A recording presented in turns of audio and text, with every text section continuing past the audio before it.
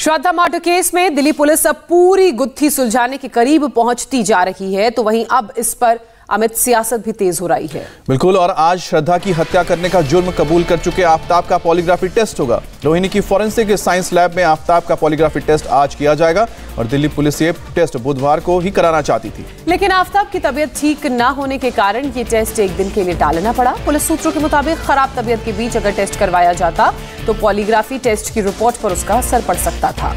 कल आफ्ताब की कस्टडी खत्म हो रही है और इसलिए आज पॉलीग्राफी टेस्ट का होना बहुत जरूरी है।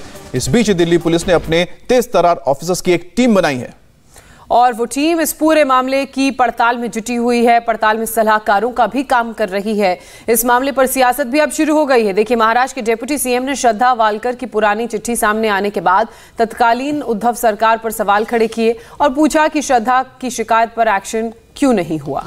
और इसी सियासत के बीच आज आफ्ताब से सच उगलवाने की साइंटिफिक कोशिश होगी। ये अपने खेत में 2000 मछलियां पाल के हर 6 महीने में 3 लाख तक कमा रहे हैं। आपको भी ये करना है, इनसे सीखना है तो फ्रीडम ऐप को अभी डाउनलोड कीजिए।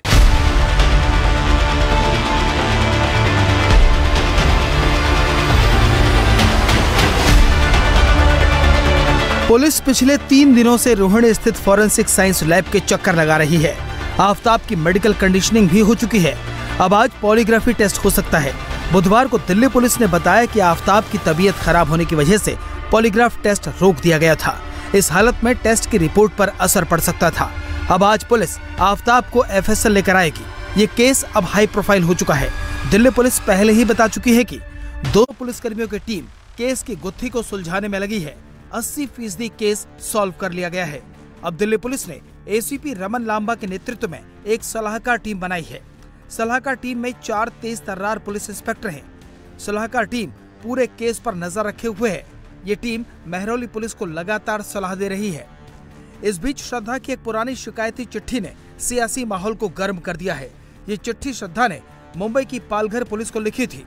23 नवंबर 2020 को श्रद्धा ने आफ्ताब के बारे में लिखा था कि आफ्ताब मेरे टुकड़े टुकड़े कर देगा। श्रद्धा ने इस चिट्ठी के जरिए पुलिस को जो शिकायत दी, पहले वो देखिए।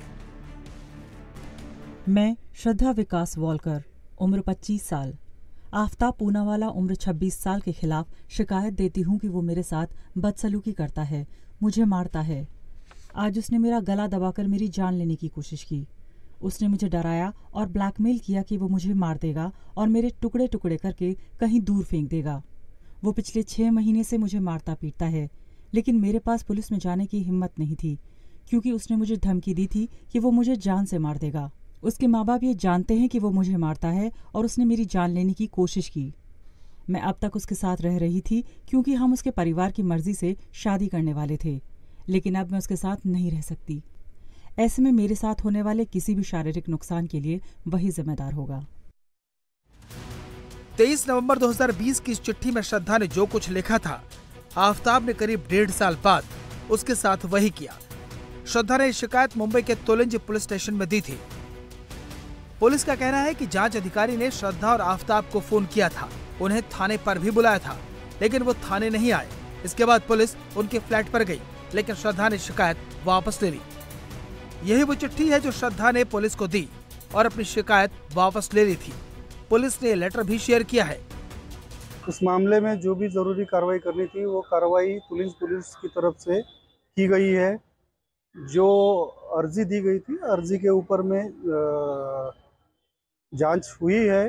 जांच के बाद में खुद जो कंप्लेनेंट है, कंप्लेनेंट ने लिखित बयान दिया है कि उसकी अब कोई कंप्लेंट या तकरार रही नहीं है और जो उसका जो ये था फ्रेंड था, उसके फ्रेंड के माँ बाप ने आके उनको मतलब समझाया था दोनों को भी, और अभी उसकी कोई तकरार नहीं है, ऐसा करके उसने रिटर्न स्टेटमेंट दिया था और जिसके चलते वो मतलब वहीं पे वो क्लोज हो गया।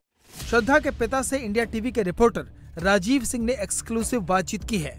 उनका कहना है कि इसमें पुलिस की लापरवाही है। श्रद्धा ने साफ साफ लिखा है कि आफ्ताब उसके टुकड़े टुकड़े कर देगा, उसे फेंक देगा। इस पर आपका क्या कहना है?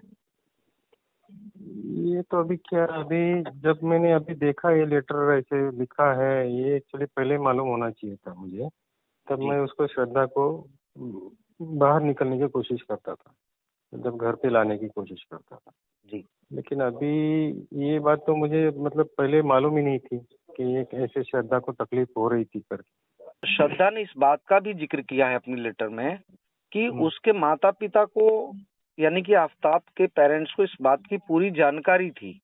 ये तो मुझे सही लग रहा है, बिल्कुल सही लग रहा है मुझे, क्योंकि उसके माँ ने मुझे बताया था कि ये श्रद्धा मेरे पास हमेशा आती थी, इनके जब भी झगड़े होते थे तभी वो मेरे पास आती थी। उनका फर्ज बनता था बताने की कि ये ऐसे श्रद्धा तकलीफ में है तो आप भी जरा कोशिश कीजिए जी। तो मुझे तो यही लग रहा है कि इनका भी इसमें कुछ रोल है। आपको लगता है कि अगर उस वक्त पुलिस ने कार्रवाई की होती तो बिल्कुल होनी चाहिए थी, बच सकती थी, बिल्कुल बच सकती थी 100%। श्रद्धा ने जब ये चिट्ठी पालघर पुलिस को लिखी, उस वक्त महाराष्ट्र में उद्धव ठाकरे की सरकार थी। डिप्टी सीएम देवेंद्र फडणवीस ने सवाल उठाए कि 2 साल पहले जब श्रद्धा ने शिकायत की, उस वक्त पुलिस ने क्या कार्रवाई की। मैंने उसको देखा है, बहुत सीरियस पत्र है, उसके ऊपर क्यों कार्रवाई नहीं हुई इसकी जांच हमको करनी पड़ेगी। मैं किसी पर दोषारोपण नहीं करना चाहता, लेकिन इस प्रकार के पत्रों पर कार्रवाई अगर नहीं हुई तो ऐसी घटनाएं होती है, इसलिए जरूर उसकी जांच की जाएगी। क्या आपको लग रहा है जान बच सकती थी यदि कार्रवाई कर ली? क्योंकि बिल्कुल ऐसा कार्रवाई होती तो शायद जान बच भी जाती। ये अपने खेत में 2000 मछलियां पाल के हर 6 महीने में 3 लाख तक कमा रहे हैं। आपको भी ये करना है, इनसे सीखना है तो फ्रीडम ऐप को अभी डाउनलोड कीजिए। देवेंद्र फडणवीस ने श्रद्धा की चिट्ठी को लेकर तत्कालीन उद्धव सरकार पर उंगली उठाई तो बीजेपी के दूसरे नेता भी पीछे नहीं रहे। दावा किया कि सरकार में श्रद्धा को इंसाफ मिलेगा। जब श्रद्धा ने स्वयं चिट्ठी लिखकर पुलिस से शिकायत की कि उसकी जान को खतरा है, उसकी जान भी जा सकती है, और ये जब चिट्ठी लिखी गई है तो महाराष्ट्र में उस समय उद्धव सरकार थी। कौन से ऐसे कारण हैं कि उद्धव सरकार ने किसी को जान का खतरा है ऐसी चिट्ठी मिलने के बाद भी कार्रवाई नहीं की?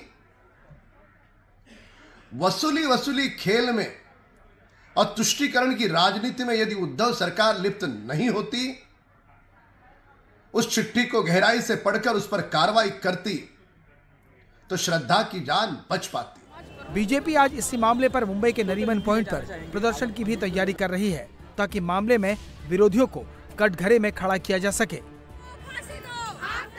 इंडिया टीवी हर वक्त हर जगह डाउनलोड करने के लिए सर्च करें India TV news Google play store या ऐप स्टोर पर।